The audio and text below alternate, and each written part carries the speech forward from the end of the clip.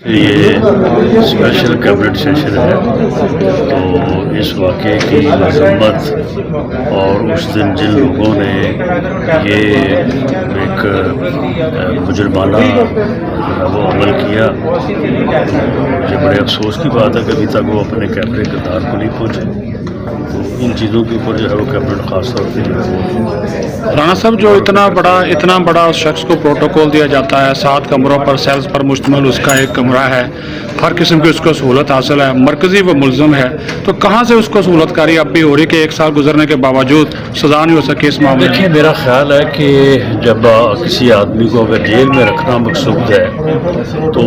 اسے جیل میں رکھا جانا ہی جو ہے وہ ایک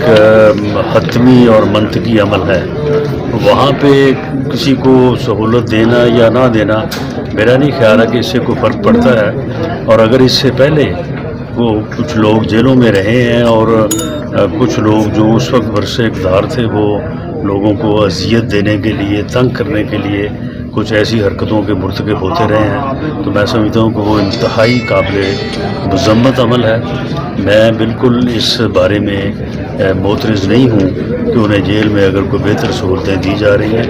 جو ان کا منصب رہا ہے، جو ان کی پوزیشن ہے، اس کے مطابق اگر انہیں سہولتیں دی جا رہی ہیں اس میں کوئی تو جو ہمارا نظام انصاف ہے اس پہ اوپر کیا سوال نہیں اٹھتا کہ 1 سال ہو گیا، ہر چیز موجود ہے، شواہد موجود ہیں، لیکن سزا نہیں؟ بالکل یہ اٹھتا ہے۔ یہ جو ہمارے اسٹے آرڈرز ہیں، کبھی ایک طرف سے کوئی آرڈر اسٹے ہو جاتا ہے، کبھی دوسری طرف سے ہو جاتا ہے، تو یہ ساری چیزیں جو ہیں یہ یعنی جنرلی ایسے ہی ہو رہا ہے۔ کوئی فیصلہ، کوئی کیسز کے فیصلے بھی نہیں ہو رہے اور کئی سال جو ہے وہ کیس چلتے رہتے ہیں۔ تو یہ بہرحال ہمارا نظام انصاف جو ہے یہ بنیادی طور پہ یہ نقص ہے اور یہ ہر طرف جو ہے یہ یہاں تو اس حوالے سے کوئی قانون سازی کرنے کی کوئی تجویز زیر غور ہے؟ اس حوالے سے قانون سازی ہونی چاہیے اور اس کے اوپر عمل بھی ہونا چاہیے، لیکن اس بارے میں قانون سازی آلریڈی موجود ہے، یہ صرف اس کے اوپر عمل درآمد کرنے کی بات ہے اور یہ عمل درآمد جو ہے یہ میں سمجھتا ہوں کہ عدلیہ کا ڈومین ہے جس میں ایگزیکٹو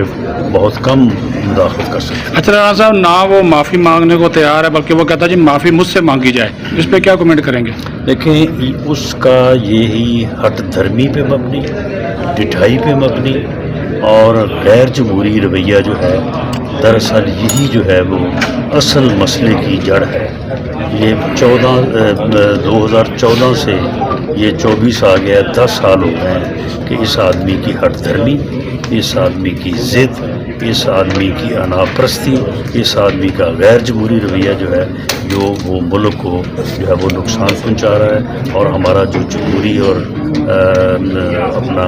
پارلیمانی سسٹم ہے وہ بھی اس کی زد میں ہے۔ Thank you sir.